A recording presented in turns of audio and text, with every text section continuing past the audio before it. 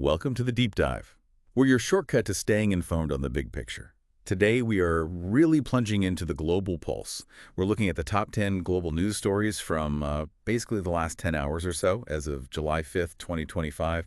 Our mission, as always, is to pull out those key insights, understand the connections, how these things, link together. Ready to jump in? Absolutely. Let's get started. Okay, first up, the G7 summit. U.S. President Biden is in Canada with the other leaders. The group of seven, the major advanced economies, they're focused on a few big things: countering China's influence, tech, and trade specifically, reaffirming support for Ukraine, that's critical, and interestingly, discussing global standards for AI regulation. That's a lot on their plate. It really is. And what's fascinating here, I think, is how they're weaving AI regulation directly into that geopolitical strategy talk. It kind of signals a new phase, doesn't it, where national security, economic strength, it's all tied up with governing technology, almost like, future power struggles might be as much about code as anything else. That's a really sharp point. And it feeds right into the ongoing instability we keep seeing. We've got reports just in overnight. Russia seems to have launched a new offensive near Kharkiv. That's Ukraine's second city. Reports mention intense artillery, drone attacks too. Ukrainian forces seem to be holding for now.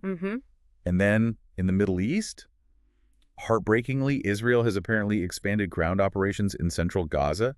They're saying it's focused on tunnel networks. This is happening even as the UN Human Rights Council is repeating its call for an immediate ceasefire. Yeah, these conflicts, they're just such a stark reminder of that baseline global instability. But it also, really highlights the difficult balance between geopolitics and the very real human cost. Humanitarian concerns keep getting forced onto that global stage. The human cost is huge, absolutely.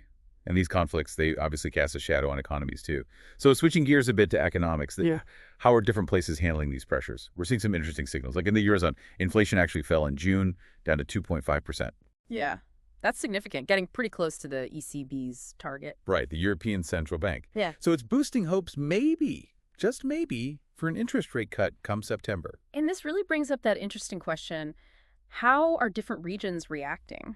Because while Europe sees inflation easing, the Bank of Korea, they just held their rates steady, 3.5%. They explicitly mention, geopolitical risks and the slowdown in China affecting their exports. So very different strategies playing out. Exactly. Different pressures, different responses. Yeah. And speaking of China, the Chinese yuan actually hit a 5-month high. Seems driven by foreign money coming in, plus some strong manufacturing numbers, maybe some stimulus optimism there. Could be. And what's really notable is how this lines up with global markets, just like buzzing over AI stocks. This AI frenzy, we're talking NVIDIA, TSMC, Baidu, huge gains linked to new AI chip announcements. Right. The yuan strengthening, plus this AI boom. It's like a neon sign pointing to where global capital is flowing. It reflects, I think, recovery in some key spots, but also just this intense excitement about technology, about AI's future. Investors are placing big bets. And companies like TSMC, the chip manufacturer, they're foundational to all of it. Foundational is a good word. Okay, so beyond the big summits and market moves, this next couple of stories really bring things down to street level, showing how policy and the environment impact daily life.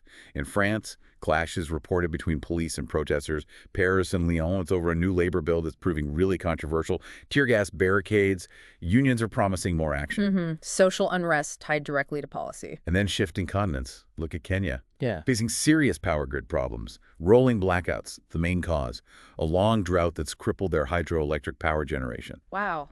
Yeah, these stories really drive home that global events aren't just headlines somewhere else. They hit people directly, whether it's social tension from laws like in France or, critical infrastructure failing because of environmental issues like in Kenya. It just underscores how interconnected everything really is. So true. We've really covered a lot of ground G7 diplomacy, conflict zones, economic shifts, that huge AI surge, and then, street-level challenges and infrastructure woes. Yeah. It's definitely a complex moving picture out there. Indeed. And, knowledge like this, it's most valuable when you can actually connect the dots, understand it, maybe even apply it somehow. These quick updates help with that. Exactly. So for you listening right now, here's something to think about.